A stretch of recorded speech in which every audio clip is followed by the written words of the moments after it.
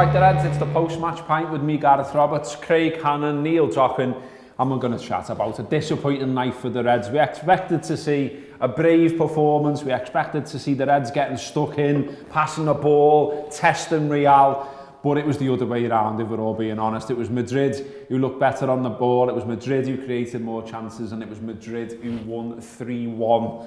And there is still, of course, the second leg to come. Neil, as I say, really, I mean, the way Liverpool have been playing recently, you know, we went into it buoyant, and that isn't just Reds being daft or whatever. You know, you thought, come on, out the traps, into them. You know, they've got injury problems. They're an older side now, and yet Real were there controlling midfield, and we were oddly passive, weren't we? Yeah, I'd convinced myself they were crap. Yeah, I've done that as well. Based on absolutely no evidence or knowledge. I mean, they're literally champions of Spain, and they've got a chance of winning the league again. I think you just thought to yourself, it's an aging midfield. You know, Modric's not quite the player he was. Cruz, and then they've just absolutely dominated. They've showed their quality in the class from the start. And I think the first 10 minutes for me was just really disappointing. I was expecting a lot of energy from our midfield, expecting a lot of pressing, and they had so much time on the ball, and they looked so comfortable. And like you say, we just didn't exert ourselves on the game in the first sort of 10, 20 minutes, and it was really frustrating because you'd gone into it with so much expectation of a good performance. And I know I'm sure we'll come on to it, but the lineup, he's taken a few risks, hasn't he? He's gambled on Naby. Yeah. He's not kicked a ball in weeks. Didn't work. And to suddenly throw him into such a big game. But I don't want this to be like, let's all pick a scapegoat, because any one of the midfield three, you could say, didn't turn up in the first half. It's hard to pinpoint anyone really that's had a great game. Craig, it is really frustrating, isn't it? Because I think we'd all bought into the narrative that, you know, we could save our season. I mean, look, we still may be able to, but in the immediate aftermath of the match, I'm finding it quite hard to be saying, yes, we've got them back at Anfield, we've got an away goal. I mean, we're not going to be in the grounds. We know that the ground's not as effective without us in it. Our record at Anfield's been pretty shit. Not a lot of good news here. I'm trying to find the positive, but I just think, you know, it was so frustrating everything about it tonight. And, you know, yes, we've grabbed a goal, but, you know, it was our only shot on target across the 90. And it was just all too easy for Madrid, wasn't it? Yeah.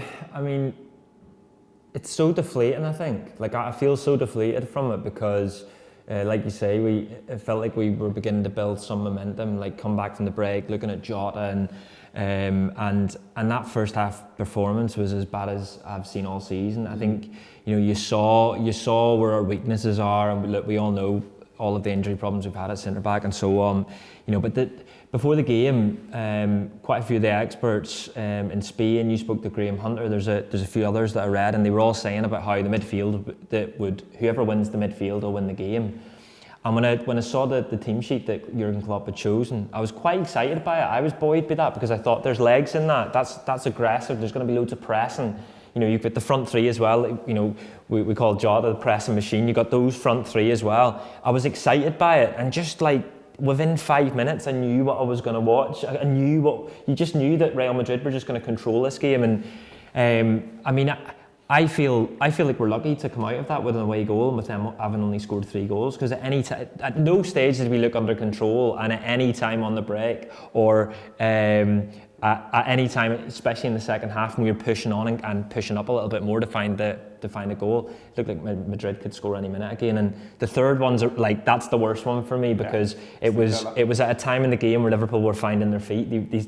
It looked like they were building towards something, maybe getting another, and you know there was that bit of momentum with us, but it's disappointing, isn't it? Really disappointing. It really is. The defender, Neil, was just abject, and look, you know, you said before, like, you don't want to turn this into, like, you know, picking out scapegoats, but you know, Klopp and managers generally will always talk about defending as a unit. Well, we didn't do that, and then we didn't defend individually either. I mean, you know, the waxing lyrical over Cruz's ball for the first goal, but you literally see him, he like points, and then he sort of tees it up, and of course a player as good as that can put it on a plate over Phillips's head, you know, it's good control with the shoulder, and then he's away, he's in, and he scores.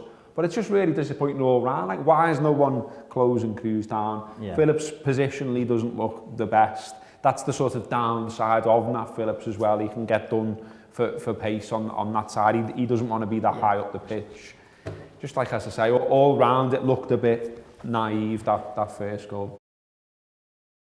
To watch the rest of this post-match pint show, just hit join below and you'll get the full show as well as the rest of our reaction over the coming days. That YouTube membership will also give you various perks, including discounts in the Anfield Wrap shop. Get it! So sign up, hit join below, give it a go, get involved with the Anfield Wrap. Up the Reds.